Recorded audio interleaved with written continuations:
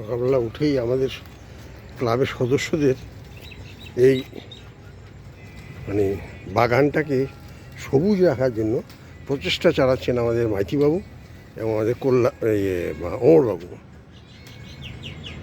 এবং তারা যে আগাছা অথবা শুকিয়ে যাওয়া যে পাতাগুলি সেগুলিকে কেটে কেটে বাইরে বের করে দিচ্ছেন।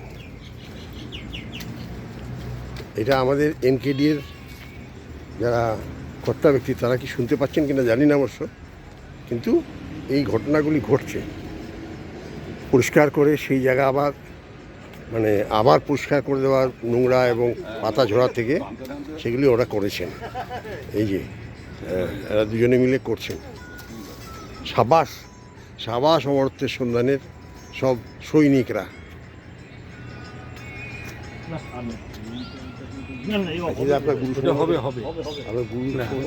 আমার গুরু খুব উৎসাহিত হয়েছে, কারণ এই বাগান পরিষ্কার করার জন্য খুব তাড়াতাড়ি চলে আসছে, তাড়াতাড়ি চলে এসে বাগান পরিষ্কার করছে।